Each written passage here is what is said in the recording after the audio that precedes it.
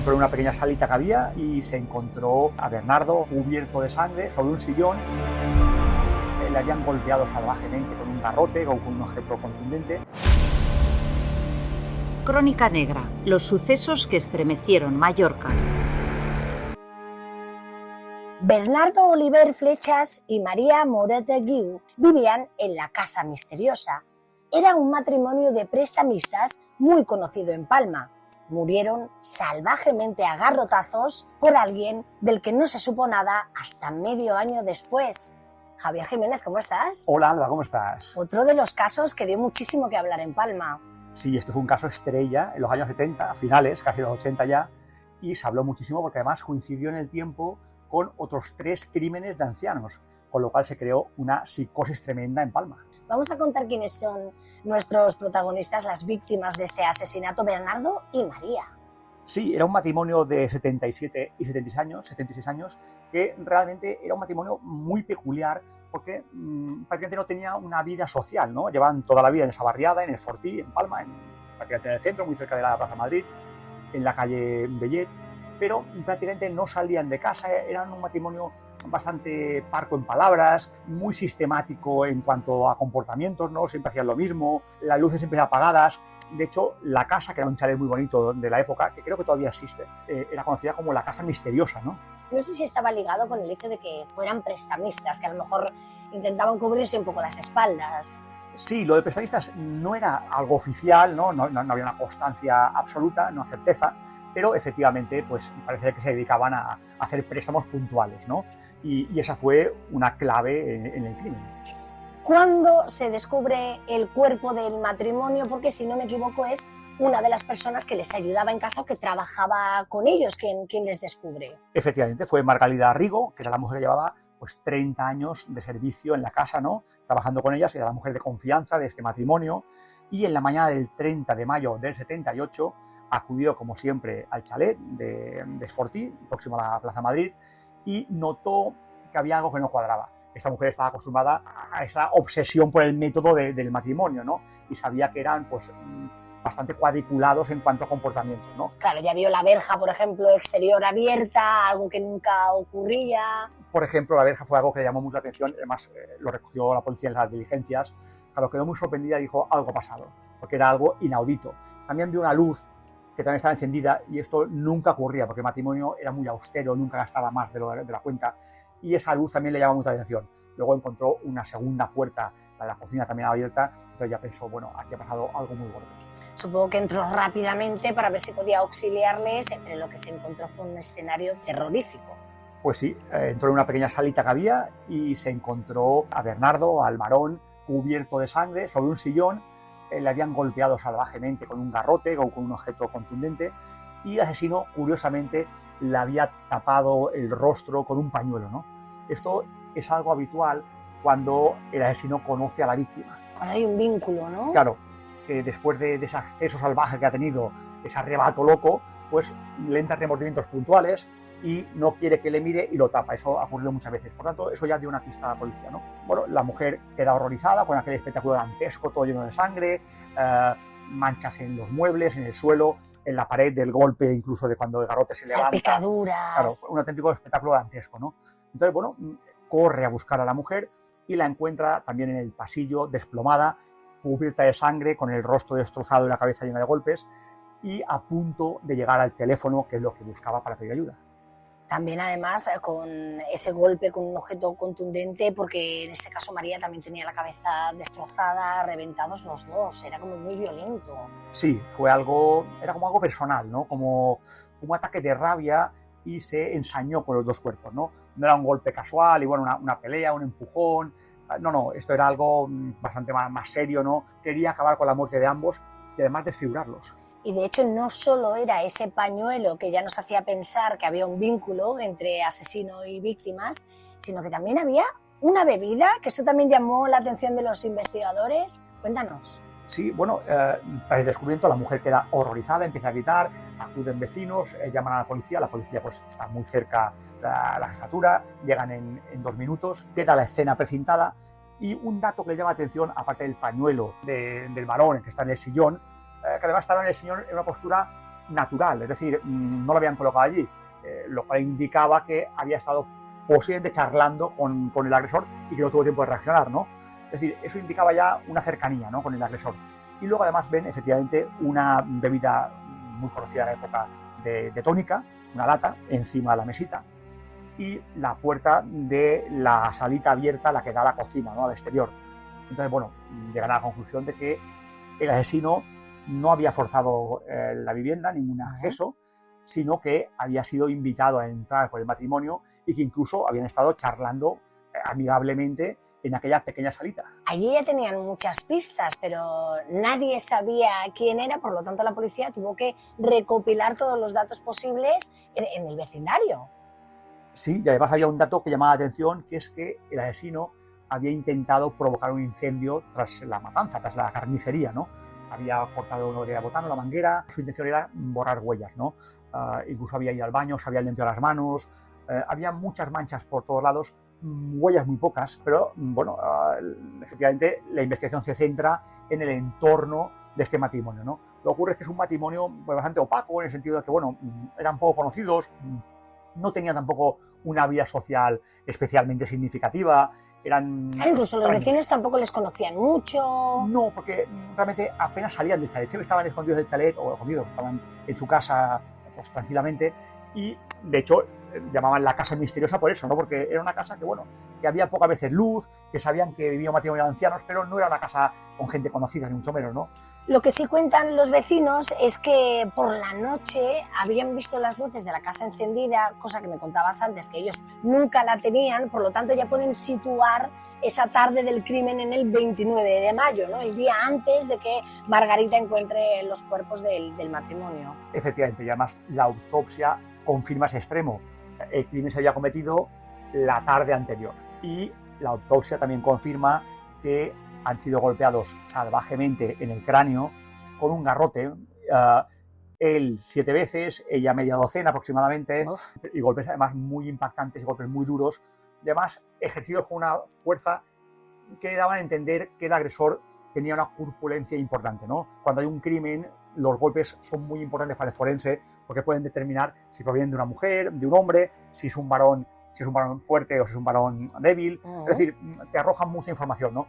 Y en este caso quedó claro que era alguien joven, con mucha fuerza y que había utilizado el garrote con una violencia extrema. Hay otra cosa que también llama muchísimo la atención porque, claro, uno piensa un matrimonio bien, con una buena casa, de alto nivel adquisitivo, tenían joyas en la casa, pero este detalle también despistaba un poco porque no había sido un robo al uso, o no parecía un robo. No, eso fue un problema importante en el caso porque cuando la policía hace la primera inspección ocular, ¿no? Precinta toda la escena del crimen y empieza a buscar, pues efectivamente encuentra joyas muy valiosas y dinero en efectivo, además cantidades importantes, en el chalet, con lo cual descartan a priori el móvil del robo. Es que incluso ellos llevaban puestas joyas, ¿no? Es decir, los cadáveres, claro. Y si alguien hubiera querido llevárselas, se hubiera robado tras matarles. Efectivamente.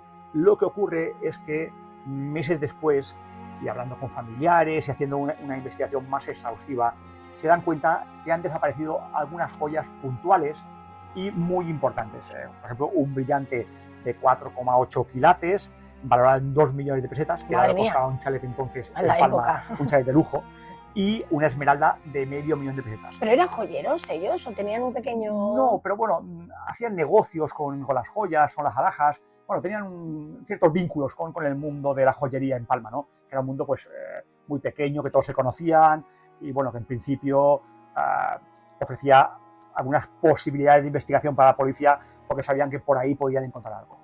Pasan estos meses en medio de esa vorágine de pánico por esos asesinatos de ancianos que había habido, nadie sabía muy bien hacia dónde pegar los tiros, ¿no? Para encontrar al asesino, y llega el 5 de diciembre, fecha clave para que este caso tan misterioso se solucione. Así es, la investigación, que fue realmente muy brillante, fue del entonces inspector Elicio Ámez, que luego fue jefe superior de policía y que todavía vive, y que es un amigo nuestro y que es una persona excelente y un brillantísimo investigador. Fue el que llevó a la investigación y en este caso hay que decir que tuvo un golpe de suerte también importante porque ese 5 de diciembre apareció en la jefatura una mujer despechada, ¿no? Indignada, su marido la había abandonado, se habían casado y justamente habían casado muy poco después del crimen, y luego ella había descubierto que era bígamo y bueno, él había desaparecido, ¿no? ¿Qué tenía que ver esa historia con el matrimonio? Claro, inicialmente, bueno, pues sería un tema que dice, bueno, uno más de peleas conyugales, bueno, pero Eliseo Ames, que era un gran investigador y un policía muy sagaz, ¿no? Claro, el tema de la fecha, claro, le llamó la atención, ¿no? Se casan justo después del crimen y da una descripción de un personaje y unos datos que era un joyero que en su día ya fue investigado por el tema del chalet, aunque bueno, no lo encontraron en Palma, no estaba por aquí. Entonces, o sea, estaba en la lista del sospechoso, justamente el marido de esta mujer estaba en la lista de sospechosos. Efectivamente, era uno de los que estaba en la lista porque bueno, era joyero, tenía mala reputación, había sido un playboy también conocido en Palma y estaba en la lista, pero como no estaba físicamente en Palma cuando empezaron a investigar, pues no pudieron tomar declaración, ¿no? Entonces, lo que dice la mujer, pues tiene mucho interés porque dice, bueno, yo me he casado después del crimen, me ha engañado. Entonces, la policía, y sobre todo Eliseo, que era un fenómeno en ese sentido, le dice, ¿y a usted le enseñó joyas o le regaló joyas por la boda? Sí, efectivamente, me regaló 2 joyas preciosas. ¿Tiene alguna foto? Pues sí, tengo el álbum de fotos. Las fotos coincidían con el brillante de 4 quilates y la esmeralda. Entonces, Madre mía. El caso pues prácticamente estaba ya solucionado, solo quedaba dar con él.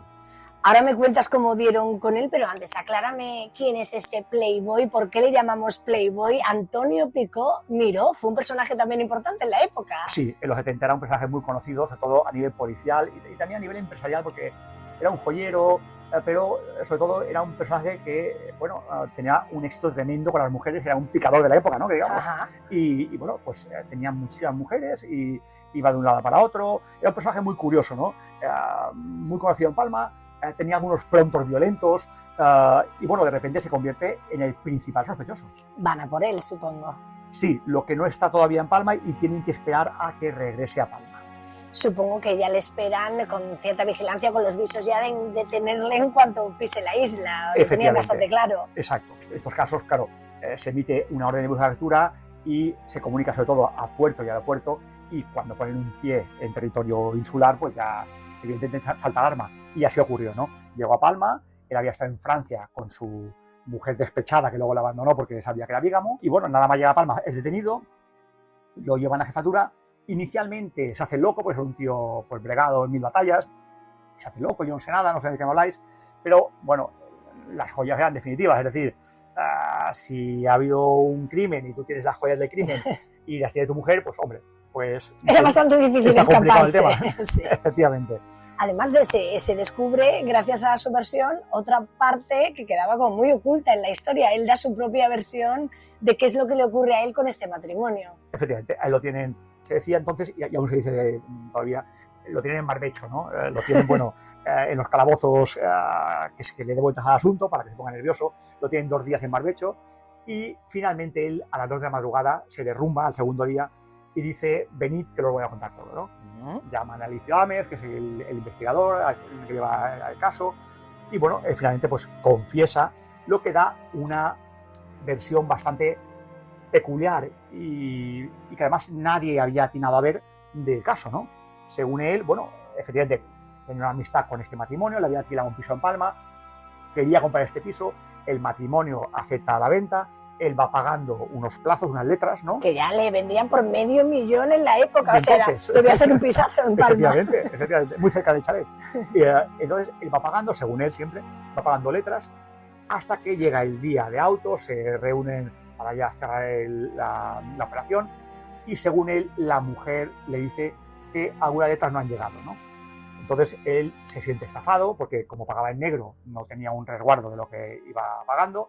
Entonces, bueno, según él se enfurece mucho, coge un garrote que había justo al lado de una mesa y golpea salvajemente primero al marido de ella y luego a la mujer, que corre por el pasillo para pedir ayuda, llega al teléfono y él le da alcance antes de que llame y también la mata.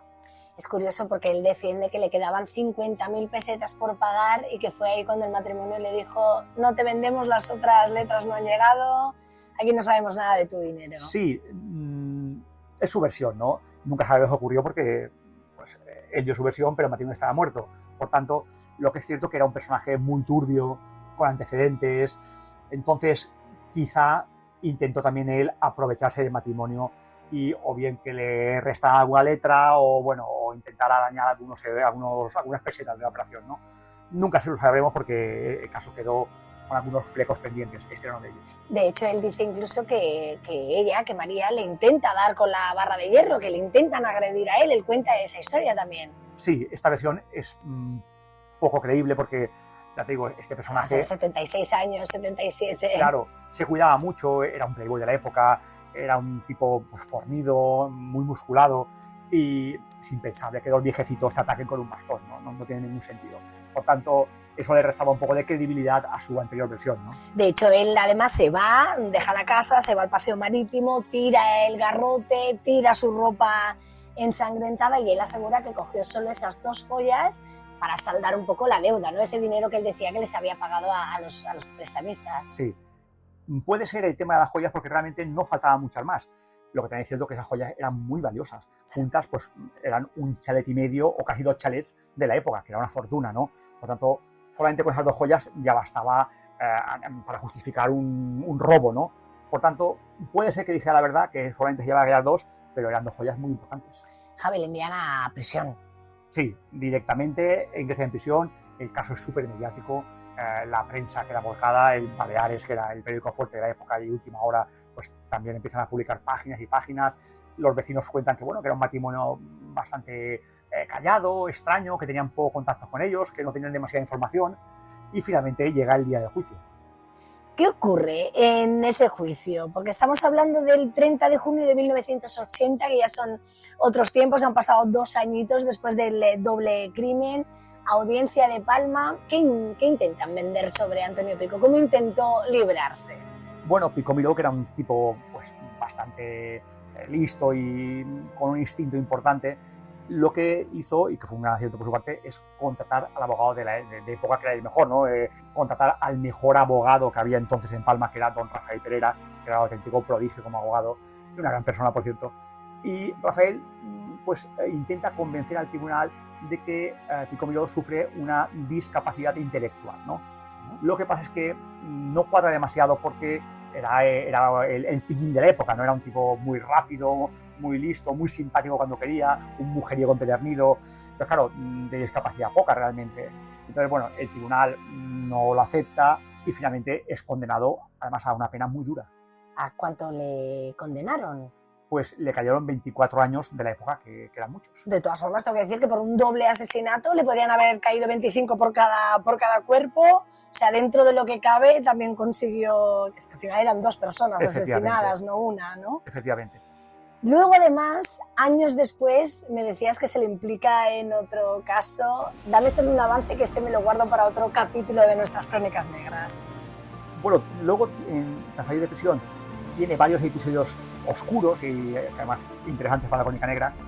Uno de ellos es un tema de tráfico de drogas, que fue también sonado en Palma, y luego también hay otro tema bastante oscuro que se investigó, que si me parece comentaremos en otro podcast. Así me gusta, que me dejes con la intriga, Javier. Muchísimas gracias. Un placer, Alba, muchas gracias.